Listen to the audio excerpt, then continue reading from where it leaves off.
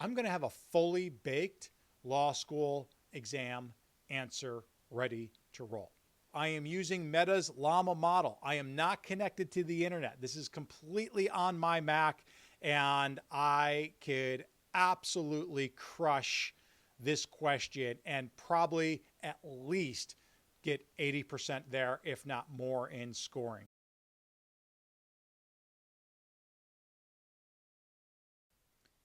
Okay, I'm going to show you how you can load a LLM onto your machine, PC or Mac. Now, I'm making this for law faculty as a demonstration for how students might be using LLMs locally on their PCs or Macs where they're not connected to the internet. And so, depending on how you run your classes, depending on how you run your exams, I want to show the feasibility and relative ease with which anybody could load an LLM and use it on their PC. So I'm going to show you here something called LM Studio, and you basically go to lmstudio.ai. You can see here that you basically can run it for Mac, for Windows, or Linux. Very easy to use, as I'm going to demonstrate here shortly. And this is just one of many ways you could actually download an LLM onto your laptop. Again, for use at any time. It literally sits on your laptop. It's not going to send data across the internet. It's not going to be trained on your data. It's going to be secure. You can use your own documents on your laptop. So think of this as your own private generative AI LLM tool that you carry with you that doesn't talk to the outside world at all. That's very advantageous. I use one for different versions. You got to be careful about what machine you have. As you can see, if you've got a Mac, you've got to have a certain type of chip. Generally M1 or greater. Your gigs of RAM are really essential. This thing eats up a lot of active memory. You can use smaller models with lower active memory, but it gets a little wonky. Windows, you got to have x64 or ARM. I'm not a Windows guy, but if you have a PC, you should make sure that you have that level. Generally, these are high performing machines that you need to really be doing this, okay? If you look at mine, I'm running this on a MacBook Pro, M3 Max, 64 gigs, so I am good to go. All right, so let's go back to LM Studio and basically going to walk you through how to download this. Again, just to walk you through why. Well, you could always have this offline. You can chat with your local documents. Yes, you can sort of develop this so you can interact with OpenAI if you want.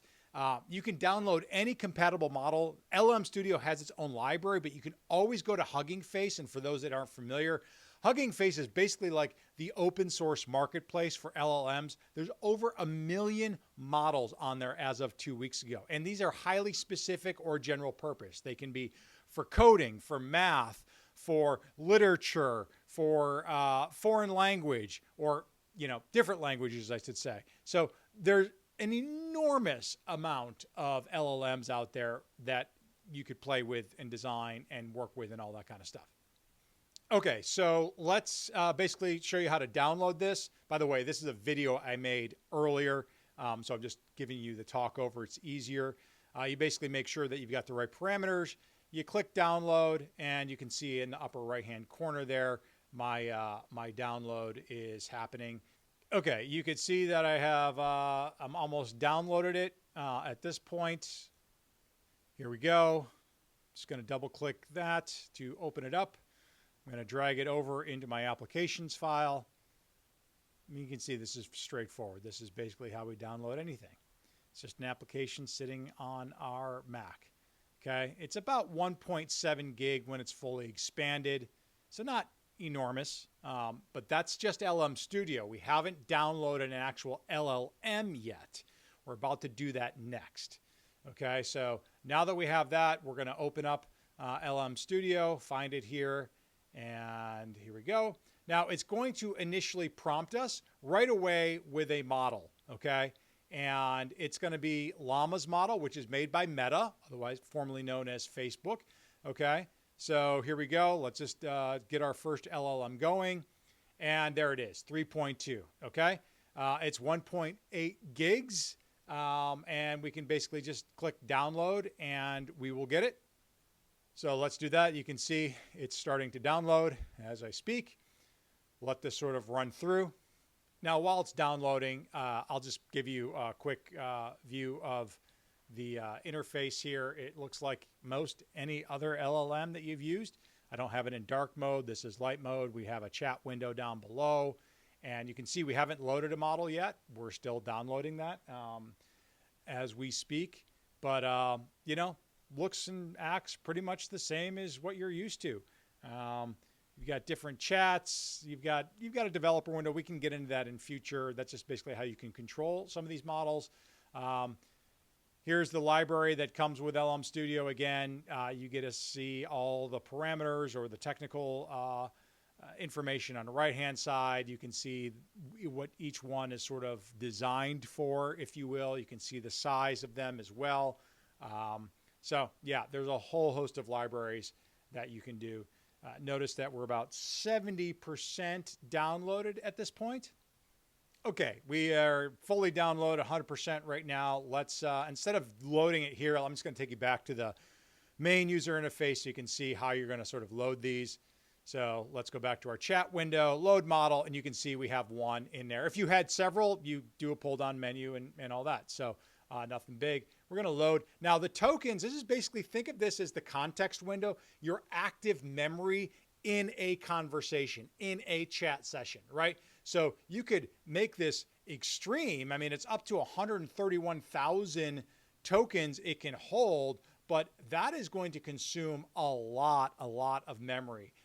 As you see here, as I sort of go up and down, I'm going to max it out here, and you'll see that it is absolutely gives you a warning like it's going to bury your system. There's the warning that it's going to have significant impact and probably slow you down. So let's just set this at half.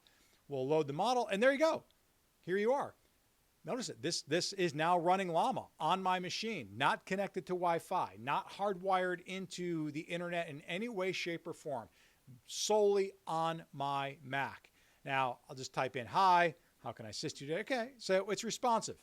Let's do something more dramatic. Okay, so let's look for a typical first-year torts exam, okay? So I'm just going to Google that. I'm going to pull up the first one here. You can find these on the internet. Here we go. Here is a full exam. I'm just going to take question 1 here. I'm just going to basically copy and paste it, and I'm going to show you basically how I prompt that. So let's get this copy and pasted. Okay. So I'm going to basically prompt it like this. Here is a practice torts exam. Now, the reason why I'm saying that is because some of the larger models, the ones we use every day, OpenAI, Anthropic, so on and so forth, they may or may not have guardrails in their system prompts that would prevent or try to make cheating harder. So if I was to say, I am taking a torts exam as I write this, can you help me cheat?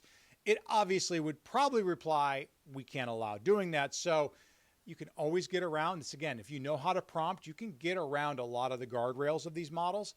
That's good or bad. So here I just said a practice torts exam. That way I'm not going to run in any guardrails. And I'm just saying, please draft a comprehensive answer that would score high while being evaluated by a torts professor. Now, you could just say, write an answer to this, but when you prompt, you give it more context, it tends to perform better. Now, I'm just going to paste in the entire question. I'm going to grab the actual instructions for how to answer this, what the professor wants to see. I'm just going to highlight those at the beginning. This is just good prompting hygiene. This is not necessarily showing you this model or anything like that, but this is just, again, good prompting hygiene to make sure that I'm targeting the model at specifically what I want. You can see the token count. Again, remember when we loaded the model, those token size matters. So it's going to keep track of our context and our token count as we go through this. And here you go. It is answering. It's basically doing a very, very clear, concise answer. It's not written in essay form at all. Okay. Notice that it took up a lot of memory. This is why you've got to have a high performance model here. So reviewing this answer, is it 100% accurate? No, but it would certainly get any student more than 50% of the way there, if not greater than that. But we're not done yet, okay?